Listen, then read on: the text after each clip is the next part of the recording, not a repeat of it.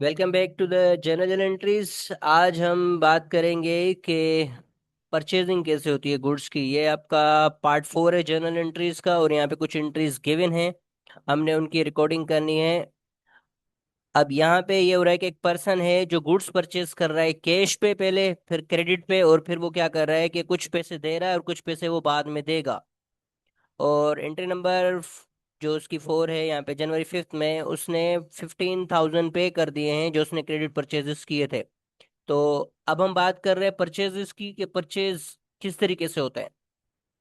सबसे पहले तो आप ये समझें कि परचेजेस है क्या। परचेज का मतलब है वो गुड्स जो आपने परचेज करके सेल करने होते हैं, बीइंग अ बिजनेस। सो जब हमारे पास गुड्स आ रहे हैं, हम परचेजेस कर रहे हैं, तो वो हमारे क्या होंगे, एसेट्स होंगे। हम इन्वेंट्री के तौर पे उसको रखेंगे। और उसके लिए आप क्या करते हैं, या तो कैश में पेमेंट करते हैं या तो आप बाद में पेमेंट करते हैं। जैसे आप रोजमर्रा की जिंदगी में देखें, आप कोई चीज खरीदने जाते हैं, या तो आप कैश पे खरीद कर सकते हैं या तो उधार पे खरीद कर सकते हैं। अगर आप कैश पे खरीद करते हैं तो पैसे आपको उसी वक्त देने होंगे। अगर आप उधार पे खरीद करें तो पैसे आपको बाद में देने होंगे। या कभी कभी ऐसा होता है कि आप कोई चीज खरीदने गए हैं, आपने कुछ पैसे दे दिए और कुछ पैसे आप बाद में देंगे। तो इन सारी एंट्रीज को हम यहाँ पे देखते हैं। एंट्री नंबर जो है जनवरी 2 पे, उसमें वो कह रहे हैं कि इन्होंने परचेज किए हैं गुड्स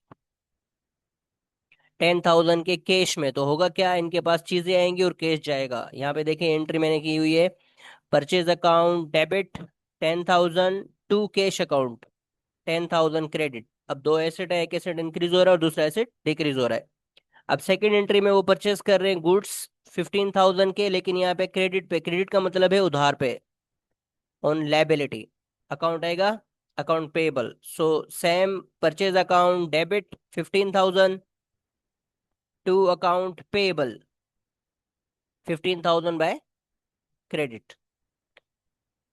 अब थर्ड एंट्री अगर इनकी देखें तो इन्होंने 20,000 के गुड्स परचेज किए हैं, इनके पास चीजें आ रही हैं 20,000 रुपए की, लेकिन इन्होंने हाफ पेमेंट की है। हाफ पेमेंट का मतलब क्या है, यहाँ पे इन्होंने आधे पैसे दिए हैं 10,000 रुपये कैश में। सो 10,000 ये बाद में देंगे।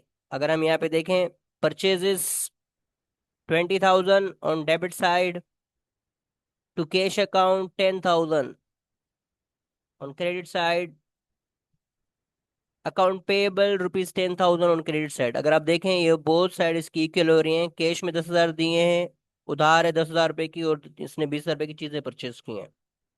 सो आई होप कि ये आपको तीनों चीजें समझ में आ गई होंगी। कैश पे परचेज करेंगे तो एंट्री कैसे होगी, उधार पे परचेज करेंगे तो एंट्री कैसे होगी, और अगर हम एक ही एंट्री में दोनों चीजें शामिल कर रहे हैं, हम कैश भी दे रहे हैं और बाद में पैसे देंगे, तो एंट्री कैसे होगी। अच्छा जी, एंट्री नंबर 4 में कह रहे हैं कि इन्होंने 15,000 रुपये पे कर दिए हैं क्रेडिट परचेजेस के लिए, जो इन्होंने जनवरी 3 को किए थे। सो जब भी आप देखें लायबिलिटी इंक्रीज होगी तो क्रेडिट साइड पे रिकॉर्ड होगी, लेकिन अगर आप वो पेमेंट कर रहे हैं कैश में तो क्या होगा, लायबिलिटी डिक्रीज हो जाएगी। लायबिलिटी डिक्रीज होती है तो क्या होती है, डेबिट होती है।